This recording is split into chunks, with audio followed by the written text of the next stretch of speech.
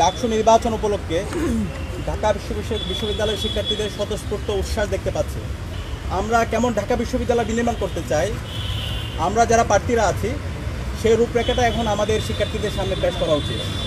কিন্তু আমরা যদি প্রপাগান্ডা করি, আমরা যদি সে আগের কায়দায় ট্যাগিং এবং ফ্রেমিংয়ের রাজনীতি করি, তাহলে শিক্ষার্থীরা, আমরা এই ধরনের যারা কাজ করতেছি শিক্ষার্থীরা তাদের বিরুদ্ধে অবস্থান নেবে। তো সে কারণে আমি সবাইকে অনুরোধ করবো, আমরা যারা ক্যান্ডিডেটরা আছি, যত ছাত্র সংগঠন আছি, আমরা সবাই যেন দায়িত্বশীল আচরণ করি এবং আমাদের আইডিয়াগুলো শিক্ষার্থীদের কাছে নিয়ে যাই। আমাদের যে জোট, সেই জোটের পক্ষ থেকে আমরা বলতে চাই, আমাদের এই ঢাকা বিশ্ববিদ্যালয়কে আমরা পলিটিক্যাল ইনস্টিটিউট থেকে আমরা একটা একাডেমিক ইনস্টিটিউট করতে চাই। আমি যখন ঢাকা বিশ্ববিদ্যালয়ে প্রথম বর্ষে ভর্তি হয়েছিলাম, অথবা আমার মতো এখানে আমরা যারা আছি, প্রত্যেক শিক্ষার্থী অনেক বড় একটা স্বপ্ন নিয়ে ঢাকা বিশ্ববিদ্যালয়ে ভর্তি হয়।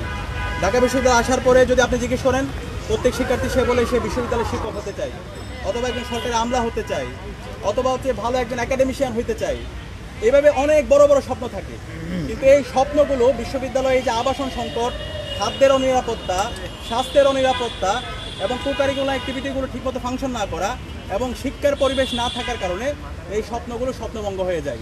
এবং এখানে রাজনীতির নামে অপরাজনীতির ফলে শিক্ষার্থীদের রাজনীতির প্রতি বিমুখতা তৈরি হয়। তো সেই জায়গা থেকে আমরা যদি শিক্ষার্থীদের ম্যান্ডেট পেয়ে আমরা যদি সেবা করার সুযোগ পাই, আমাদের প্রথম কাজ হবে এই ঢাকা বিশ্ববিদ্যালয়কে পলিটিক্যাল ইনস্টিটিউশন থেকে এটাকে একটা একাডেমিক ইনস্টিটিউট করা। এবং আমাদের একাডেমিক ইনস্টিটিউট করার জন্য আমরা বারবার বলছি, আমরা টিচার্স এভ্যালুয়েশন সিস্টেম চালু করব। শিক্ষকদের মূল্যায়নটা আমাদের করতে হবে এবং আমাদের শিক্ষার্থীদের লাইব্রেরি ফেসিলিটি, আজকে আমাদের যে লাইব্রেরিগুলো আছে খুবই ভঙ্গুর অবস্থা। আমাদের প্রত্যেকটা জায়গায় আমরা লাইব্রেরিগুলোকে আধুনিকায়ন করব। বিজনেস ফ্যাকাল্টি থেকে শুরু করে আমাদের সায়েন্স ফ্যাকাল্টি যে লাইব্রেরিগুলো আছে এবং সকল লাইব্রেরিগুলোতে এই লাইব্রেরি আওতায় নিয়ে আসা। এবং এর পাশাপাশি আমাদের এই বিশ্ববিদ্যালয়ের সায়েন্স এবং টেকনোলজির দিক দিয়ে এগিয়ে নিয়ে যাওয়ার জন্য বিশ্ববিদ্যালয় প্রশাসনকে আমরা বাধ্য করব। আমরা জানি ঢাকা বিশ্ববিদ্যালয়ে একটি ইনস্টিটিউট আছে, সেটা হচ্ছে লেদার টেকনোলজিক্যাল ইনস্টিটিউট। বাংলাদেশে আমরা জানি আমাদের রফতানির অন্যতম একটা খাত ছিল, বৈদেশিক আয়ের অন্যতম খাত ছিল আমাদের এই লেদার। কিন্তু আমরা দেখতে পেয়েছি আমাদের এই আইলেটের শিক্ষার্থীরা অনেক সম্ভাবনাময়, কিন্তু ওইখানে যে মেশিনারিজগুলো আছে প্রোডাক্ট তৈরি করা, সেই মেশিনারিজগুলো 30 থেকে 35 বছর আগের, যে কারণে মডার্ন সময়ে বর্তমান সময়ে যেভাবে প্রোডাক্টগুলো তৈরি করা দরকার সেই প্রোডাক্টগুলো তৈরি করা হচ্ছে না। একটা সিন্ডিকেট এখানে তৈরি হয়েছে। তো ইনশাআল্লাহ আমরা যদি শিক্ষার্থীদের সেবা করার সুযোগ পাই, আমরা অবশ্যই আমাদের এই আইলেটকে নতুনভাবে আমরা ঢেলে সাজাবো।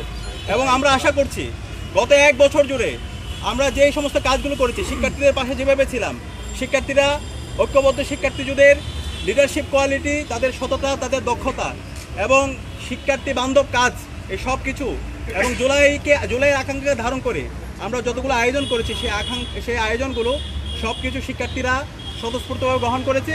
এবং এই ডাকসু নির্বাচনে শিক্ষার্থীরা আমাদের উপর আস্থা রাখবে এবং ইনশাআল্লাহ শিক্ষার্থীদের ম্যান্ডেট পেয়ে আমরা এই ঢাকা বিশ্ববিদ্যালয়কে সবার ঢাকা বিশ্ববিদ্যালয় হিসেবে গড়ে তুলব এবং এর মাধ্যমে এই ঢাকা বিশ্ববিদ্যালয় একটা গণতন্ত্রের স্থায়ী রূপ আমরা এক্সাম্পল সেট করব, যেটা পুরো বাংলাদেশে আমরা ছড়িয়ে দেব। আমরা দেখতে পাচ্ছি, বারবার আমরা এই কনসার্নটা দিচ্ছি, বিশ্ববিদ্যালয় প্রশাসনের একপাক্ষিক আচরণ দেখতে পাচ্ছি। আমাদের এই বিশ্ববিদ্যালয়ের শিক্ষক রাজনীতি আছে এবং এই শিক্ষক রাজনীতিতে একটা নির্দিষ্ট দল সেই শিক্ষক রাজনীতি এবং সব কিছু তারা কন্ট্রোল করে। এবং বিশ্ববিদ্যালয় প্রশাসন যদি আমরা দেখি, বিশ্ববিদ্যালয় এখন হল প্রভোস্ট থেকে শুরু করে পুরো অ্যাডমিনিস্ট্রেশনে একটা দলের রিপ্রেজেন্ট করে। তো আমরা এটা বারবার বলছি, আমাদের শিক্ষকরা, আমরা তাদেরকে শিক্ষক হিসাবে দেখতে চাই, কিন্তু তারা যদি তাদের আদর্শকে প্রায়োরিটি দেয় এবং তাদের যে ছাত্র সংগঠন আছে সেই ছাত্র সংগঠনকে আলাদাভাবে তারা স্পেস দেয়, তাহলে তারা শিক্ষার্থীদের বিরুদ্ধে অবস্থান নেবে। ইতিমধ্যে যে সময়টা গিয়েছে সেই সময়গুলো দেখে আমরা খুব উদ্বিগ্ন। অনেক আচরণবিধি লঙ্ঘন হয়েছে এবং একটু আগে যে বিষয়টা বলা হয়েছে, এই যে রাত বিরাতে বিভিন্ন ধরনের বিজ্ঞপ্তি দেওয়া হচ্ছে এবং সেই বিজ্ঞপ্তির কোনো ক্লারিফিকেশন নাই। আমরা যখন জিজ্ঞেস করি যে বিজ্ঞপ্তিটি দিয়েছেন, সেই বিজ্ঞপ্তি ক্লারিফিকেশন দেন, বলছে না এখন কোনো প্রচারণা করার জন্য, এর আগে বলা হচ্ছিল। কিন্তু যখন একটা ছাত্র সংগঠন প্রচারণা শুরু করছে তখন বলতেছে না তোমরা এইভাবে করতে পারবা।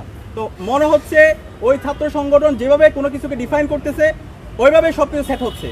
তো এইভাবে যদি চলতে থাকে আলটিমেটলি লেভেল প্লেইং ফিল্ডের যে কথা বলছি সেটা নিশ্চিত করা অনেক কঠিন হয়ে যাবে। আমরা অনুরোধ করবো বিশ্ববিদ্যালয়ের শিক্ষক, আমাদের শ্রদ্ধাভাজন, তারা যেন শিক্ষক সুলভ আচরণ করে।